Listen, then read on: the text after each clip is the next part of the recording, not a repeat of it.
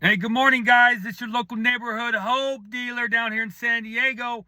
That's how I start off my videos that I do now on YouTube. But I just want to say thank you, Nick, for asking me to make a video for the Bakersfield ARC, guys.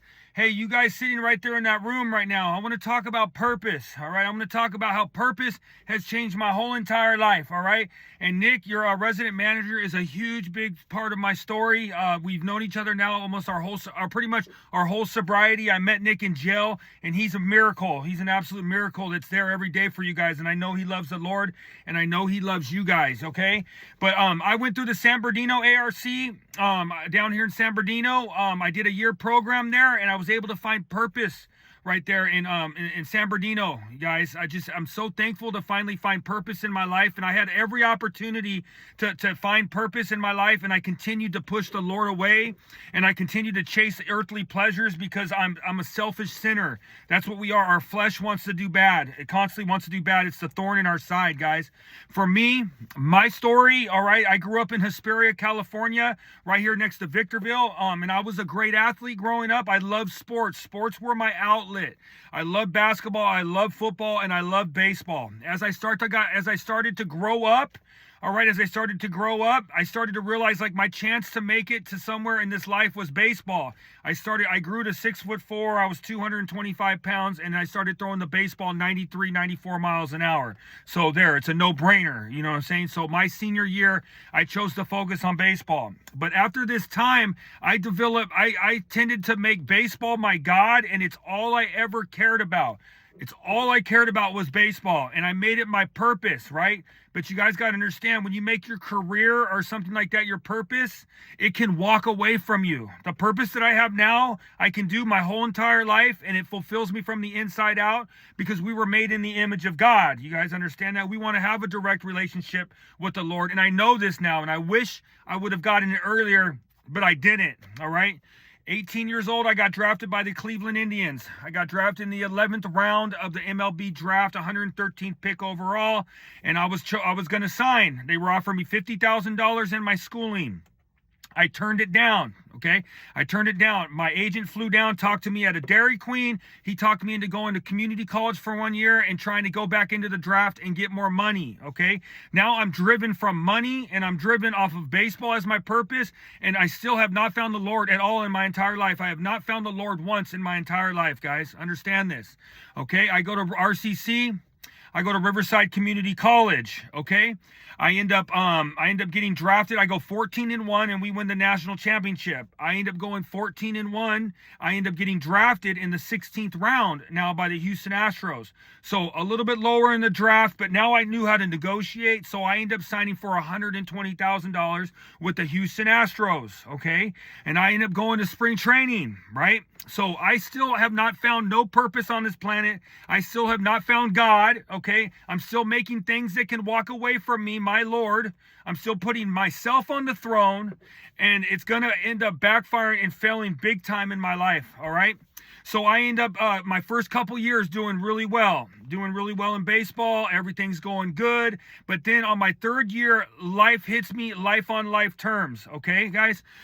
My relationship that I was in for a long time growing up, she ends up cheating on me. You know what I'm saying? And it was very hard for me to handle at that time. I was out on the East Coast, and it was very, very hard for me to be able to handle this as a person. I just was not mature enough. So what I decided to do was go and chase pleasures and vices, ways to be able to release myself from the way I felt for short amounts of time with big time consequence. I was not mature enough to play baseball. So what happens is I start to drink a lot, all right? I start to drink a lot because now at this point I'm struggling in baseball in my third season. I'm having a hard time throwing a strike, and now I'm starting to drink. So that's how substances entered my body, was so I can escape the way I felt just for a few minutes, okay? Just for a few minutes, right? So I end up becoming an alcoholic over the next 2 years, and I end up getting a fight in a bar in New York. I end up getting sent home. Okay, I'm thinking my baseball career's over. I'm like 24. My baseball's over. It's not good. I end up going home. I end up working at a bar. So I end up continuing to put myself around the same environment. I end up working in a bar, all right, as a bar back, all right. But at that point, for some reason, I thought, hey, you know, I can't drink no more. I hate being hungover. I'm miserable. So I pick up marijuana. I start smoking marijuana and I start to feel like I found the gift to life. It was crazy. I end up going to spring training that year and I'm only smoking weed at night. All right. I'm only smoking weed at night and I'm staying sober all the day at practice. I'm doing my game. And all of a sudden I end up being able to throw strikes again. And now I'm pitching like at the top of my game with marijuana at night. Okay. That's still not good. It's always going to end up going to something else because now I found the gift. Now I found the answer and the way and the truth. All right. So I end up winning pitcher of the year that year. Okay. And I end up going the next 3 seasons doing very well in baseball, but still have not found a purpose that can absolutely change my entire life. I still continue to make baseball my purpose. So if I have a good game or bad game, my emotions are continuing to teeter-totter. I'm only finding happiness off happenings, not off of true joy or the attitude of gratitude yet. Okay, so I end up at 28 years old, I come into spring training with an arm injury. All right, I'm in spring training with an arm injury, and I'm watching everybody get better because in baseball, every day matters. You got to keep playing catch, you got to keep doing your drills, you got to keep working on your body, and you got to keep maintaining a routine and a program so you can get better one day at a time. So the game slows down to you, and you get into mid-season form, and now you're moving and grooving. Okay, I end up getting called up to the to the season in the middle of the season. All right, so everybody's already played a bunch of games. Okay, everyone's all in there. They're all in the zone, and they're all ready to rock. They're moving and grooving. The game slowed down to them, and I'm a nervous wreck. All right, with an arm injury, I'm a nervous wreck, and I go out there my first outing, and I pitch absolutely terrible. All right, I felt like I reverted back to that old Monty that was an alcoholic that was struggling really bad, and I end up walking few guys, almost started a fight, hit a couple batters, and I end up getting pulled out of the game, and I'm sitting there in the dugout at one of the lowest points in my life because baseball was my purpose and baseball was my God. And I'm absolutely miserable. I'm like, oh my God, I can't do this. I'm not going to be able to do this. I wake up in the morning, right? And I do not want to come to the field, dreading the fact to come to the field that day. Show up to the locker room. Somebody offers me a pill called Adderall. So this is when amphetamine disguised itself as heaven and it took me straight to hell, guys. So that day, the first time I did Adderall, within 10 minutes, I felt like a new man. I felt like I filled the void in my life. I felt like I needed this for the rest of my life. I went out there, 6'4", 230 pounds, throwing 93 miles an hour, struck out 10 in 4 innings. I was able to drink all night that night. I drank all night, and I was able to wake up in the morning, and I was like, had no hangover. I thought I found God in amphetamine. That's what Adderall is, amphetamine salts, okay? I end up getting a doctor the next day. I end up getting prescribed to it. So now it's not only disguising itself as heaven, I feel like I'm doing the right thing. I feel like I'm getting on a medication that's going to save my entire life. Well, guess what, guys? We can't connect the dots to our future. That's why we need faith to do that. And I had no faith at that time. So I end up, 4 years later, this is how it looked on my last season of my baseball career. Playing in Canada, now not affiliated with professional baseball, strung out on Adderall with like 3 doctors in each city. Anywhere I go, I'm trying to find a doctor, trying to find Adderall. Going to Mexico to get amphetamine pills in case I don't have Adderall. All right, now 6'4", 185 pounds, throwing 86 miles an hour. Had my truck repoed, and now I'm headed home to go live with my mom at 31 years old, guys. And I finally hung up baseball, and I thought I died that day. So what did I do? I ended up going out. I had a little bit of money, all right? I had a little bit of money left for my baseball, so I started hanging around with old people, old friends, from high school and things like that, and I start partying, chasing pleasures, because that's all I had ever done. When I left the locker room, I didn't know how to go home and pray to the Lord and have purpose with God. All I knew how to do was chase pleasures, chase women, chase money, chase the VIP room, chase drugs. That's all I knew how to do. So I did that at a high level right when I got out, and I ended up running out of all my money, okay? Now I have to go get a job at FedEx, okay? And now I get hooked on methamphetamine, right? I get hooked on methamphetamine, and then I get fired from that job, and now I have a huge methamphetamine addict, so now I'm going to do to commit crime, and just to commit crime because I'm actually a good person on the inside, I had to go and shoot dope. So I put the drug in my arm with a needle to be able to get enough courage to be able to be a criminal. You know what I'm saying? Because I didn't want to do bad, but I just was so overwhelmed by my drug addiction to where the last 3 years of my addiction, the last year I got hooked on heroin too, and my life had become in shambles. I had created such a horrible storm on the outside. I could not handle it on the inside, and I hated that who I had become. I absolutely hated who I had become, that I had to get high for just like 5 minutes just to be able to be the person that I was. And I was miserable, and I was alone, guys, and I was going from garage to garage, and now I was caught a felony, so the cops were after me, and I couldn't do anything, guys. It was a horrible, horrible, horrible time, and I finally have proven to myself that I could not use drugs or alcohol. I can't do it. I can't. I tried my hardest. I wanted to do meth. It was 37 years old, and you guys might say, oh, I'm young, I got later in life. Well, guess what, guys? Later in life will come, and it comes quick. And that time I looked in the mirror at 37 years old with no front tooth, 180 pounds, lost, dude. Ex-pro athlete, now straight junkie, down in a Claremont jail cell where I got arrested and I did my violation for 180 days. And that's the first time that the mustard seed was able to enter my heart, and it was watered with gratitude. And I saw love and consistency in the Lord, and he changed my whole entire perspective of my life from the inside out. When I was in Glen Helen, that's where I met your resident manager, Nick. I was walking the dorm, and I was mustering up enough energy because I saw he had store to ask him for a soup, man. So I went from being paid good money playing baseball to wanting to not knowing if I could ask someone for a soup, guys. That's where my addiction took me. I end up asking him for a soup. He gives me one. We become friends. We start talking about the Salvation Army, baby, right where you're at.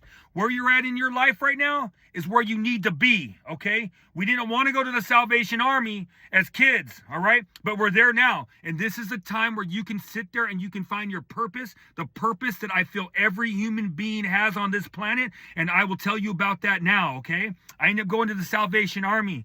I end up learning about the Lord. I end up learning about how the Lord can redeem you. I end up learning about that the Lord came down and died on the cross so we won't feel shame and guilt, and we can come, he bridged the gap so we can have a relationship with God. I started reading Proverbs, and they started to be my GPS guideline to be able to continue to walk the line and walk with the Lord. And then one day at an H&I panel, someone asked me to share and to be on the panel because they were missing someone. I believe that once I surrendered to God, everything happens for a reason. They were missing somebody on their panel, so they let me share my story about my redemption. Now, at that point, I really didn't have so much recovery, okay? I was able to share my story about how I used to play baseball, and I was able to get up there, and I was shaking in my boots, super nervous, guys, super nervous to be able to do this. But afterwards, guys came up to me and said, man, we had no idea you played ball, and people were really, were really happy and positive, the feedback I got. So then COVID hits, right? And we can't have nobody coming into the program. So now I'm able to do devotion every single morning, and I'm learning how to work on my craft to be able to speak to people and be able to share the good news. So this is what my purpose is now on this planet. My purpose is now that as I walked away from God, okay? I walked away from God. As I came back to the Lord, like the prodigal son, I came back to the Lord, and now I cling to the Lord because I know he is the way and the truth. Now I'm going to shout it from the mountaintops in my actions, in my words, in my positive. I have joy, and I have an attitude of gratitude, and I'm going to shout this from the rooftop, guys, to share my good news to how the Lord redeemed me. And this is a purpose that will not leave you. It will not forsake you, and it will not lie to you. A woman can lie. Money can leave. A job can leave, guys. We got to put God first, because God is consistent, and the love that he shows will change your whole entire life, guys. I'm 2 years and I'm 2 years, 10 months clean and sober off of all substances, guys. I don't vape, nothing, cigarettes, nothing. I've been clean. I put God first, and he's changed my whole entire life. I did a year at the Salvation Army San Bernardino, and I learned a program that can change my life. What my life looks like today, guys, I wake up at 5 in the morning. I get with the Lord early. Earlier, the better. Joy comes in the morning. I get with the Lord. I get right with him. And then my day always seems to go right. I'm able to have the foundation to handle all things through Christ that strengthens me, guys. And it's such a blessing, all right? I get in the shower, I get ready, I listen to some motivational videos, I come down and I do a YouTube video, all right? I have a YouTube channel, Monty Mansfield Hope Dealer. I put out joy every day. I do little shorts and I do long videos on how I got clean and sober and how the Lord has changed my life and the purpose that he's given me, guys. We got to have a purpose-driven life. Rick Warren, if you want to read the book Purpose-Driven Life, it will change your entire whole perspective on life, guys. All right. When I got out of the Sally, I continued to have a humble servant's attitude. And I got up at 3 a.m, rode my bike to a warehouse and worked there for 6 months. Then I got connected with the Salvation Army San Diego, and I was able to work there for about 4 months as the third key. And then I was able to go over to now where I work at La Jolla Recovery, where I work at a private pay rehab, and I get paid good money, guys. I got a car, I got an apartment, I met my wife through recovery, and we have an absolute awesome non-toxic relationship, and God has changed my whole entire life. The one thing that hasn't changed through this whole process is my purpose. My purpose has continued to stay the same because now I have a purpose that can't leave or forsake me. It's a purpose that's been given to me because God gave it to me, all right? God gave me this purpose, and now since I walked away from the Lord and went hard for the lie, I've come back and go hard for the truth, guys, all right? And now I have a purpose, and it's to spread the good news on how the Lord redeemed me. It's to bring other people from the dark into the light, guys. I just want you to know, hey, you guys are in the awesomest place in the world. It's called the ARC, and you're learning a program that can change your whole entire life. Hey, if I want to share this too, guys. If you see a tree anywhere inside your facility, hey, grab your resident manager, Nick, and have him pray with you next to it. Because we used to pray next to a tree over in the Sally in San Bernardino, and we used to say it was a tree of life. You know, I love you, Nick. Thank you, sir, so much for allowing me to share my purpose to your men over there in Bakersfield. And just, hey, continue, guys, to walk in the light with the Spirit, hiding nothing from nobody. And you will find your purpose on this planet, guys. And it's a purpose that won't leave and forsake you. It's a purpose that will continue to share the good news. And it's a purpose that will last with you all the way until the day you die, guys. Hey, let's have a great week. Thank you, Nick, again, for letting me share a little bit of my testimony and how I came to my purpose, guys. Let's have a great life. Just for today, today matters. Thank you, guys.